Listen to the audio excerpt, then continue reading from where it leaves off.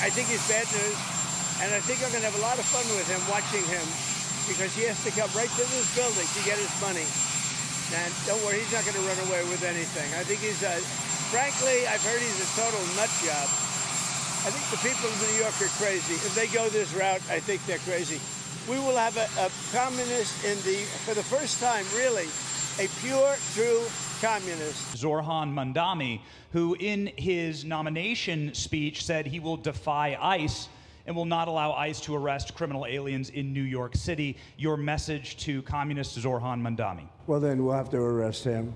Look, we don't need a communist in this country, but if we have one, I'm going to be watching over him very carefully on behalf of the nation.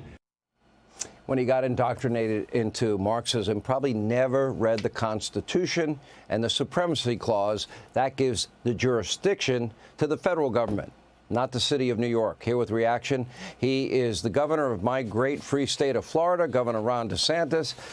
All right, Governor, buckle up. This is going to be great for Florida.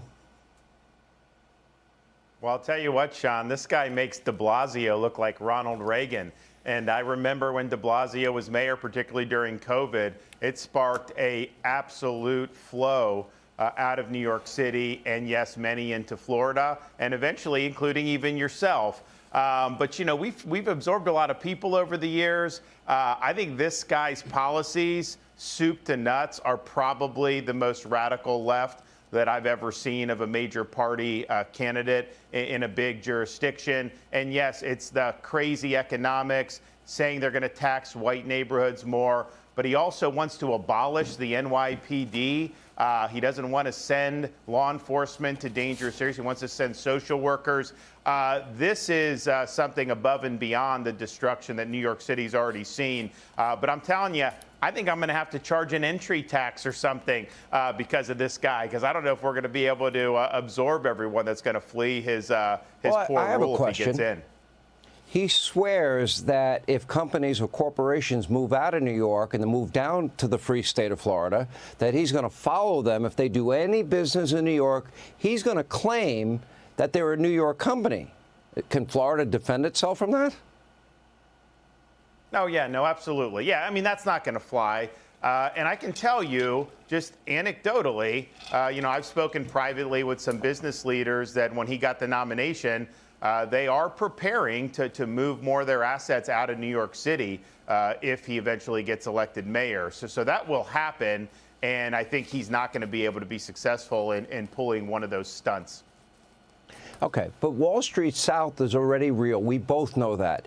Every major Wall Street firm, they have offices, especially in South Florida. And that means every private equity group, that means every investor group, that means every big bank. They're already in the free state of Florida. So for them, it's a matter of just pulling up stakes and completely moving to Florida. At that point, there will be no legal hold from New York City as far as I'm concerned. Your reaction, and if they do try to go after them, can Florida protect them? Yeah, well, I think you're right. I mean, you know, New York during Giuliani and those years was really a golden age for the city. And so a lot of those firms were kind of resistant to really embrace Florida. Then I think as the de Blasio years and the COVID insanity and all that, that really kind of was the limit. And a lot of them decided, hey, we need a big foothold in Florida. So they're at a much lower threshold to make those types of decisions now, given what's already happened. But yeah, we will do whatever we can to defend people against a communist mayor out of state. Of course we'll do that. We're not going to let him come in and spew his leftism in the free state of Florida. All right, tell us about Alligator Alcatraz. Well, it's the most secure illegal alien detainee processing and deportation center in the country. We've been working with President Trump's administration on illegal immigration from the time he got sworn in. We proposed to do this, but they approved it and said, okay, guys, get going, do this at this airport in the middle of the Florida Everglades. And we did it in about a week. Got a state-of-the-art facility built, can hold thousands of detainees.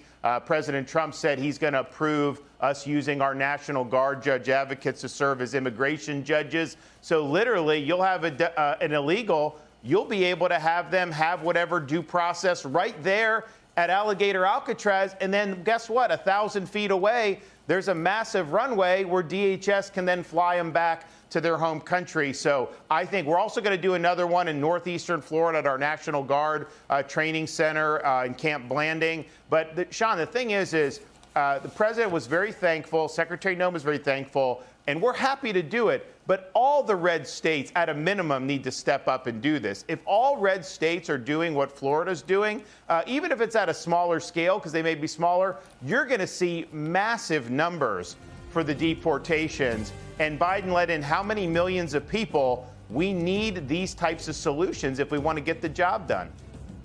Oh, I can't believe you built that in like a week or 2 weeks. Unbelievable.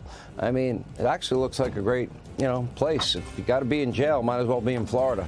The weather's definitely better. Governor, thank you. Appreciate it.